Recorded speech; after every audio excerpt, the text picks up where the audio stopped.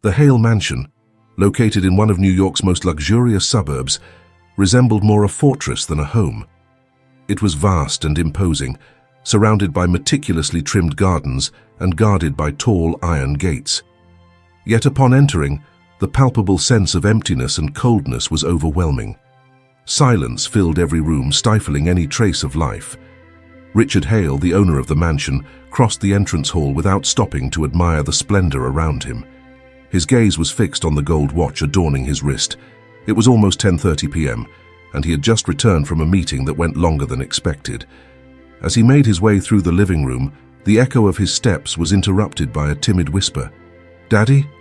The frail voice of Emily, his 8-year-old daughter, broke the silence. She stood at the door, holding a book and looking hopeful. "Can you read to me?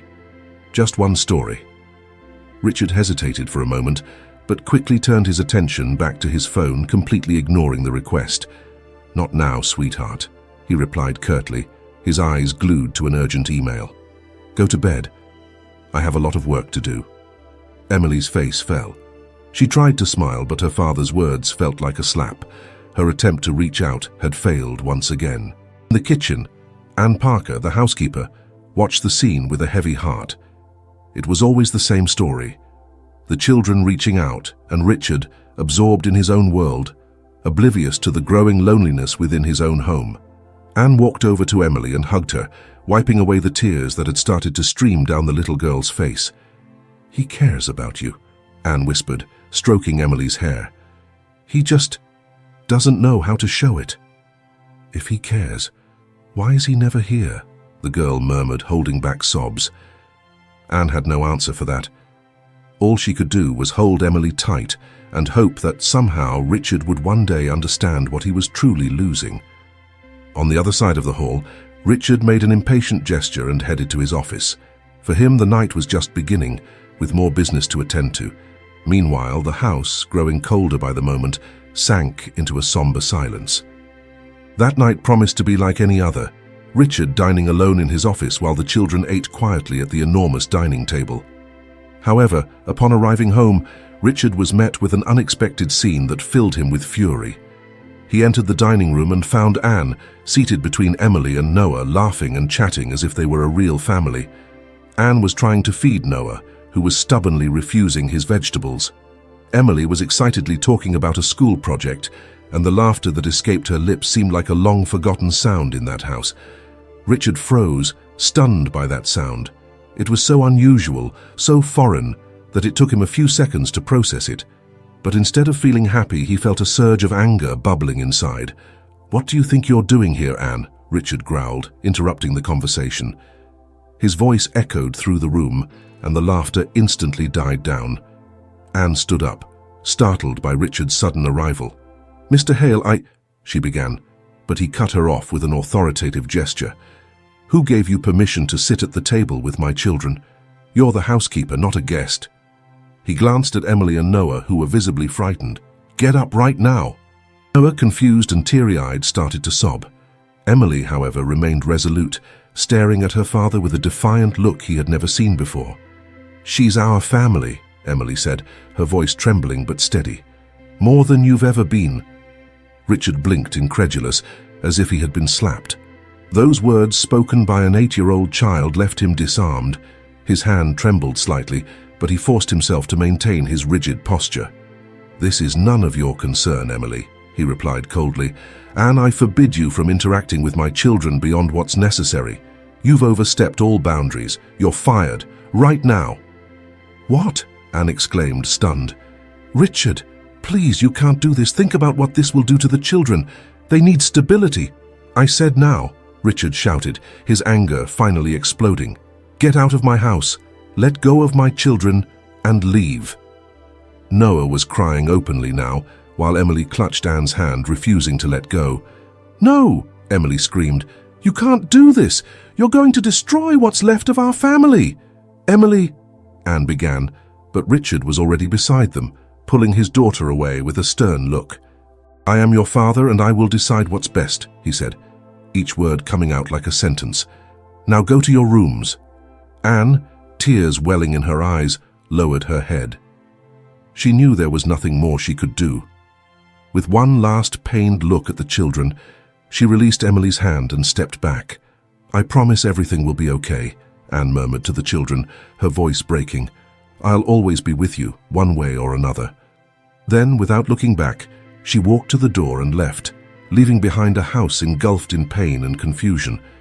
Richard stood still for a moment, listening to the muffled sobs of his children. He tried to ignore them, to push away the discomfort rising in his throat like a tide. But deep down he knew something was very wrong, something he didn't know how to fix. The days that followed Anne's departure turned the Hale mansion into a desolate place. The sound of footsteps running through the hallways, the children's laughter, everything seemed to have been swallowed by silence. The emptiness of the house mirrored the growing distance between Richard and his children. Noah, the youngest, barely 8.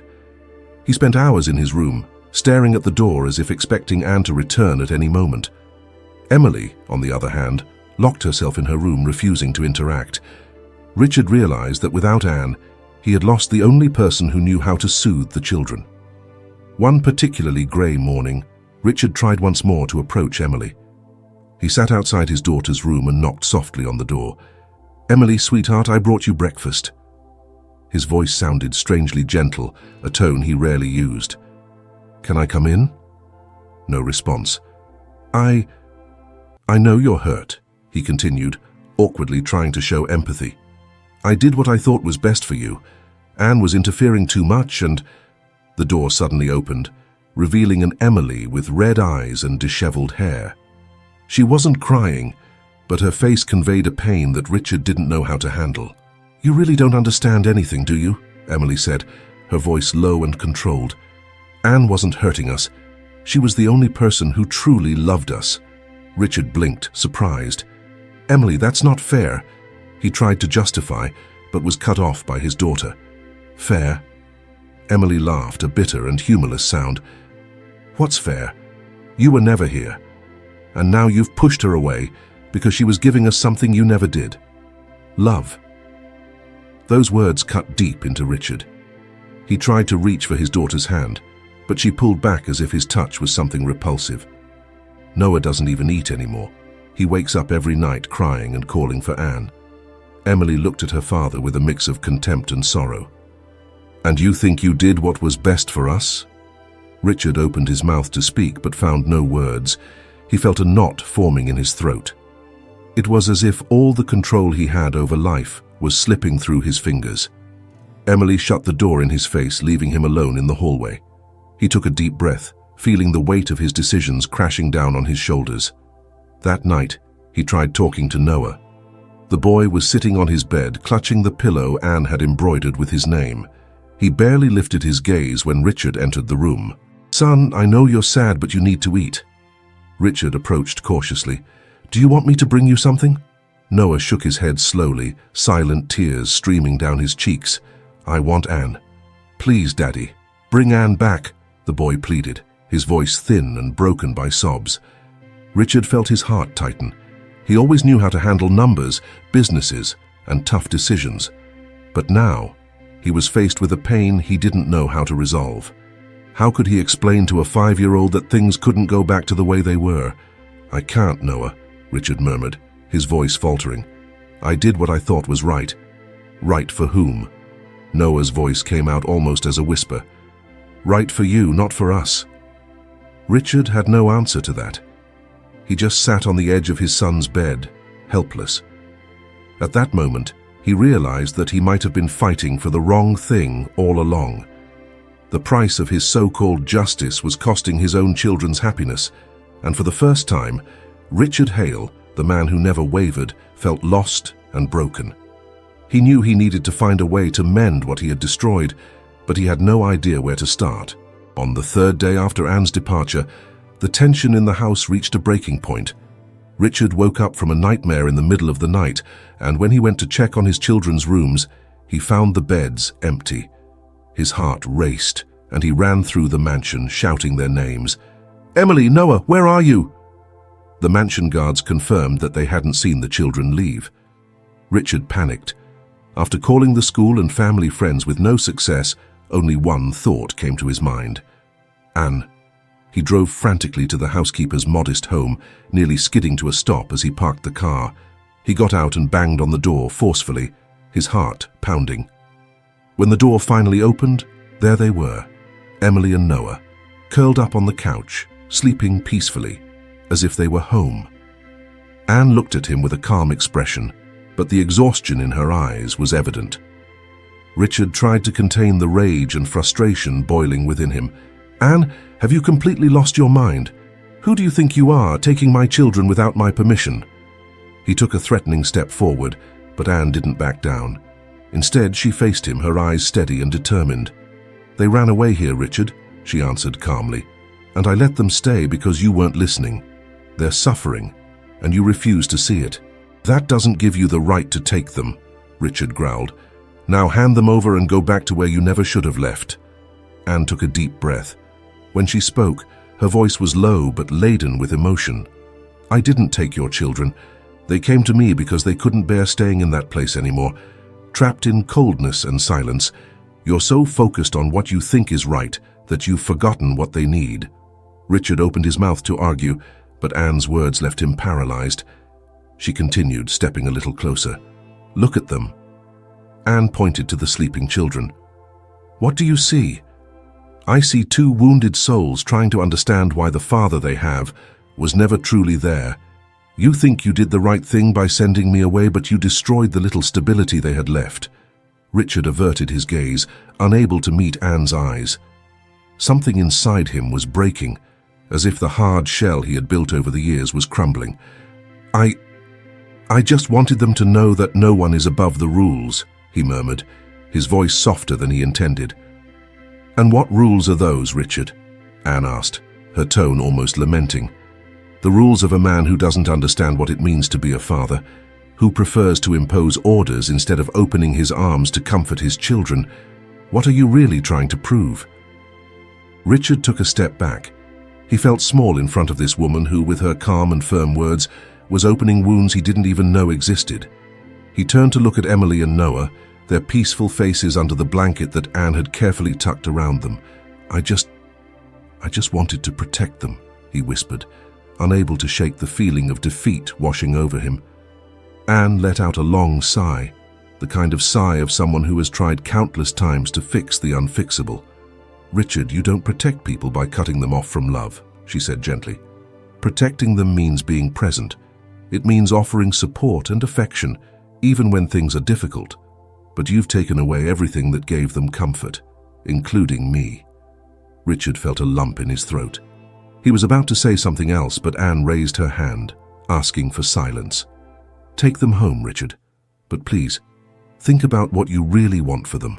And if you decide you want to be a real father, I'll be willing to help you find the way." With one last look at the children and a barely perceptible nod, Anne stepped back. Richard took a deep breath, and with the utmost care picked Noah up in his arms. The boy murmured something softly and nestled against his father's chest, as if that was what he had been longing for most. Emily slowly woke up and looked at Richard with a tired and distrustful gaze. "Are we going home?" she asked weakly. "Yes, sweetheart," Richard replied softly. "We're going home." The drive back to the mansion was made in silence. Richard knew it would take more than words to repair what he had broken. The weight of his decisions now seemed clearer, and for the first time, he saw the devastating impact his coldness had caused. But deep down, a small spark of hope began to burn. If Anne was willing to help, maybe there was still a chance to fix things. He just needed to find the right path to reach his children. The following days were challenging for Richard. The mansion, once a symbol of control and power, now felt like a prison where he confronted his own ghosts. He knew that if he continued down the same path, he would definitively lose his children. And that was something that, despite never having shown it, terrified him. That morning, he decided to take a different step. He went down to the kitchen, a place he usually avoided, and tried to make breakfast for the kids. The smell of burnt coffee and poorly made pancakes filled the house, causing Emily to appear in the hallway with a confused and skeptical expression. "What are you doing?" she asked, frowning. Richard gave a timid smile, a gesture he hadn't made in a long time. "Trying to make pancakes, and I thought it would be nice if we could have breakfast together today." He pointed to the clumsily set table. "Just the three of us." Emily hesitated, but Noah appeared right behind her, rubbing his sleepy eyes and looking surprised at the scene. Richard looked at his son and crouched down to his level. "I know things have been hard for you," Richard said, carefully choosing his words. "And I made choices that hurt you, but I want to change that. I need to change that." Anne said, "You don't know what you're doing," Noah murmured, his eyes innocent and distrustful. "That it's not your fault." Richard swallowed hard. Hearing that from Noah felt like a punch to the gut. "Maybe she's right," he admitted sincerely. "But I'm willing to learn, if you give me a chance." Silence hung in the air for a few seconds. Emily looked at Noah, then back at her father. Slowly, she took a step forward and sat at the table. She picked up one of the burnt pancakes and broke it apart, as if testing something fragile. "Let's see if you can really change," Emily said, almost as a challenge. Richard took a deep breath and nodded. He knew Emily's words didn't come from a place of forgiveness, but from a still reluctant hope. And that was more than he had expected. With Anne's help, who now visited the house frequently to guide Richard, he began to learn the basics. How to prepare breakfast for the kids, how to help them with homework, and, most importantly, how to listen to them. He discovered that Noah loved dinosaurs and that Emily dreamed of becoming a writer. Small revelations he had ignored for so long. One sunny afternoon, Richard was sitting on the couch reading a book about dinosaurs to Noah. He used different voices for the characters, eliciting giggles from the boy. Emily, who was watching from the corner of the room, seemed more relaxed, though she still kept a certain distance. "So the Tyrannosaurus Rex," Richard began, trying to make his voice deep, "was one of the largest predators on Earth. He was fast, fierce, and he also took care of the baby dinosaurs," Noah interjected, his eyes shining with excitement. "People don't know that, but he took care of them." Richard was surprised. He looked at his son and saw something there that moved him deeply. Noah was talking about himself, about the need for protection and affection. Richard smiled and nodded. "That's right, Noah." He paused, his voice thick with emotion. "He took care of the baby dinosaurs because he loved them more than anything." Noah looked at him for a moment, then nestled into his father's lap. It was a small gesture, but for Richard it felt like the greatest achievement of his life. That same evening, when Anne arrived to talk with Richard about his progress with the children, she noticed something different. There was a lightness in his eyes, a sparkle she hadn't seen in a long time. "How's it going with them?" Anne asked, sitting at the table with a cup of tea. "Slowly. But we're getting better," Richard replied with a genuine smile. "Noah laughed today and Emily didn't push me away when I tried to help her with a school project." Anne smiled softly. She knew these small steps were monumental for Richard. He wasn't just learning to be a father, he was rediscovering his own capacity to love. "They need time, Richard." She placed her hand over his for a brief moment. "But they're starting to see that you truly want to be there." Richard nodded. He knew the road would be long and arduous, but each small victory made it all worthwhile. He was determined to keep going, to show that he could be the father Emily and Noah needed. Because for the first time, Richard Hale understood that true power didn't lie in his material accomplishments, but in the love he built with those who mattered most. And he didn't intend to waste this chance. As days turned into weeks, Richard's constant effort to connect with his children began to show tangible results. The mansion, once a place of silence and formality, gradually became a warmer home. The once cold environment was now filled with small changes. Emily's colorful drawings hung on the walls, and Noah's carefully assembled dinosaur models were scattered throughout the rooms. One afternoon, while Richard helped Noah put together a new dinosaur puzzle, he realized how these small moments with his children filled him in a way he had never experienced before. Noah, usually shy and quiet, now spoke excitedly about different types of dinosaurs and their characteristics. "This is the velociraptor," Noah explained, pointing to a puzzle piece. "He was really fast and smart. Scientists say he hunted in packs." Richard smiled, amazed by his son's knowledge. "Looks like you know more about dinosaurs than I knew about anything at your age," Richard joked, watching the proud sparkle in Noah's eyes.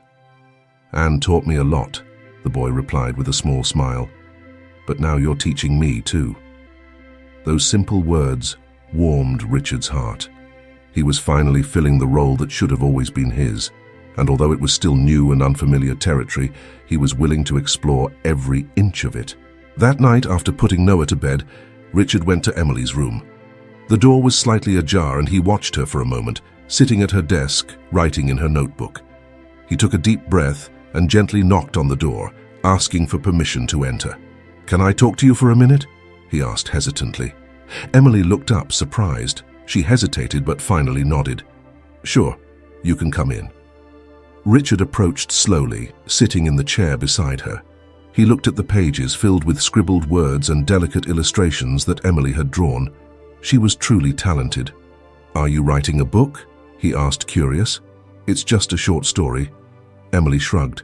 "Nothing special." "It seems like more than nothing special," Richard commented, turning a few pages. "You draw and write very well. I'd love to read it if you'd let me." Emily seemed to struggle with herself for a moment, but then handed the notebook to her father somewhat reluctantly. "It's about a girl who loses her mother and has to find a new home," she explained softly. "She meets a dragon who helps her understand that home is where the people we love are." Richard swallowed hard. He knew Emily's words carried a symbolic weight, reflecting Anne's absence and her own search for a new home, for a new father who would truly be there. "It's a beautiful story, Emily," he said gently. "You have a lot of talent, you know that." Emily looked at him for a moment, distrustful, but then something in her expression softened. "Maybe I'll write more if you help me with ideas," she suggested timidly. "Anne always helped me with that, but you seem to understand too." Richard felt his eyes burn with emotion, but he held back the tears. "I'd love to. We can do it together, whenever you want." Emily's response was a slight nod, but the significance of that gesture was immense. It was a sign that she was starting to accept him, that she was willing to open a small door for him to enter her world. In the days that followed, Richard began dedicating more time to what truly mattered. He started taking the kids to the park on weekends, attended Emily's school performances, and even attempted to play soccer with Noah in the backyard. Anne, for her part, visited regularly to monitor the progress of Richard and the children. Watching them together, happy, was like a balm for the wounds she knew would take time to heal. One afternoon when Anne arrived for one of her visits, she found Richard and the children sitting at the table, talking and laughing. She stopped at the door, observing the scene with a mix of satisfaction and nostalgia. Richard noticed her and waved for her to join them.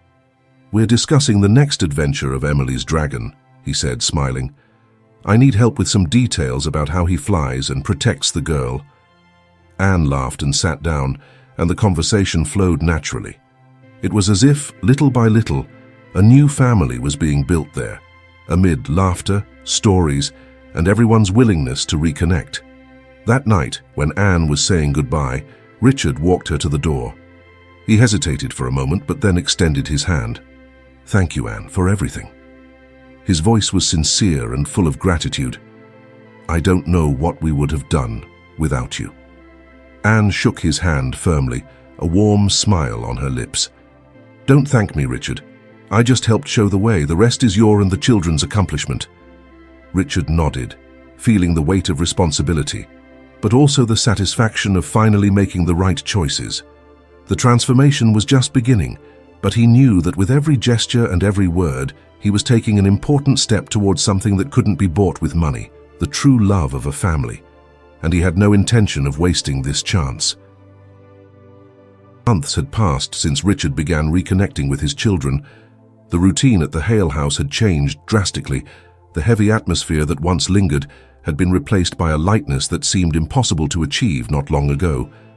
The children, now more open and happy, had grown accustomed to their father's active presence in their lives, and even Richard seemed more at ease, with a smile that had become less rare. One afternoon, Anne arrived for a visit and found Richard waiting for her in the study. His expression was serious, but there was a different sparkle in his eyes. "We need to talk, Anne," he said, gesturing to the chair in front of him. Anne sat down, intrigued. Richard opened a drawer and took out a thick envelope, slowly sliding it across the table toward her. She looked at him, puzzled. "What is this?" Richard took a deep breath, as if preparing for a major revelation. "These are documents I kept since the last time I let you go," he began, his tone calm but laden with emotion. "I knew, in some way, that I was making a mistake, that I was pushing away the only person who truly cared for my children. So, on the day you signed your termination papers, I included a will and made you their legal guardian in case anything happened to me."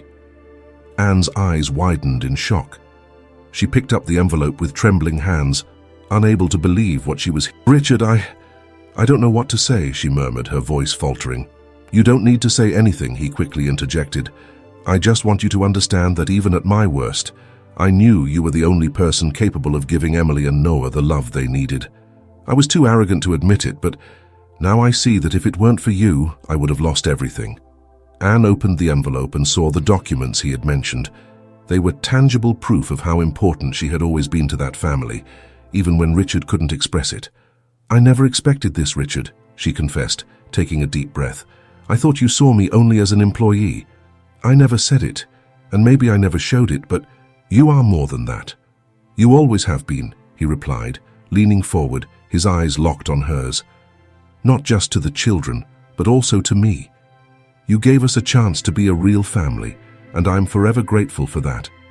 Anne smiled, tears beginning to form in her eyes. She took a deep breath, trying to compose herself.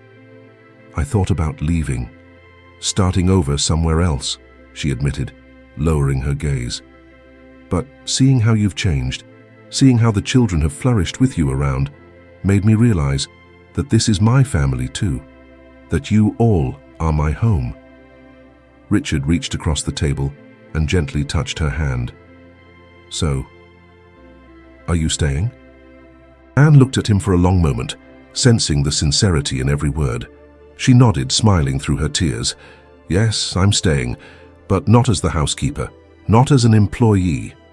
Richard smiled back, a smile full of relief and joy.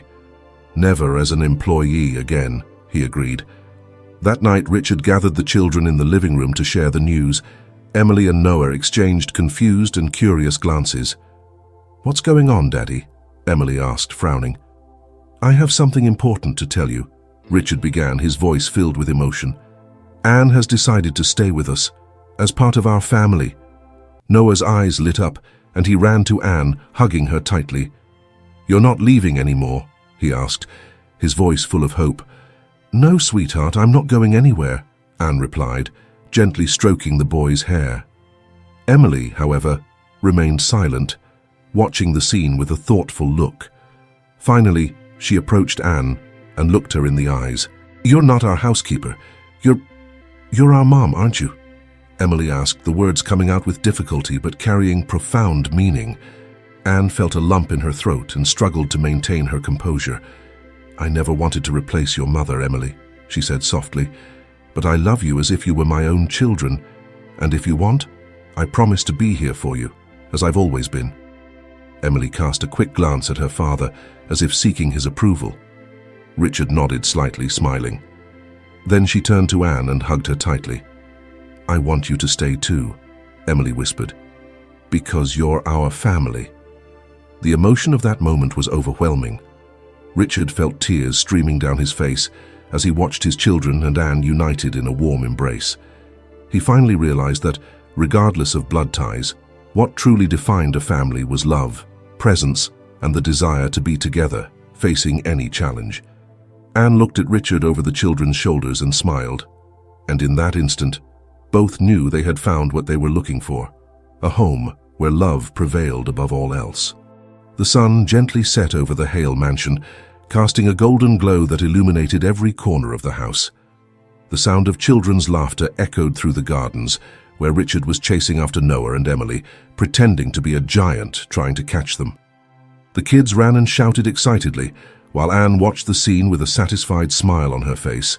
It was hard to believe that this very place, just a few months ago, had been marked by silence and loneliness.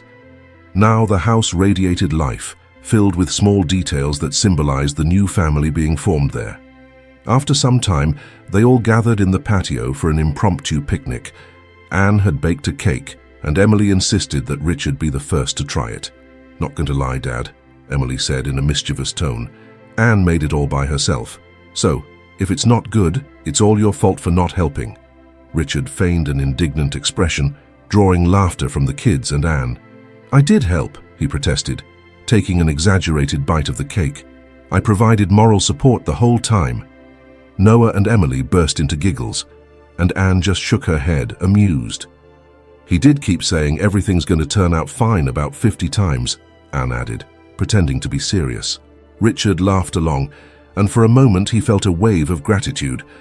The family was complete, not because of blood ties, but because of the choices they made to be together, to support each other, and to love unconditionally. After the picnic, Anne began to pack up and prepared to leave as she usually did at the end of the day. However, Richard called out to her before she could reach the door. "Anne, wait." His voice was serious, but there was a sincere warmth behind it. He approached the children at his side and smiled gently. "You don't have to leave anymore. This isn't just a visit. You're part of us now, part of this home." Anne looked at him, her face full of surprise and emotion. "Richard, He interrupted her, looking deeply into her eyes. "We're offering more than just an invitation to stay," Richard said, making sure Emily and Noah were listening. "We want you to be officially part of our family in every way that matters." Emily and Noah stepped closer to Anne, their eyes pleading and hopeful. It was Emily who broke the silence, holding Anne's hand. "Can we call you Mom?" she asked softly, but with an intensity that carried profound meaning. "I don't want to forget our real Mom, but you make us feel as loved as she would have." Anne felt tears streaming down her face. She looked at Richard, who just nodded, encouraging her. "You all mean everything to me," Anne replied, her voice choked with emotion. "And I would be the happiest person in the world if you considered me part of the family." Without hesitation, Noah hugged her tightly. "Then that's it," he shouted, beaming. "You're our mom now." Anne returned the hug, sobs of joy escaping uncontrollably.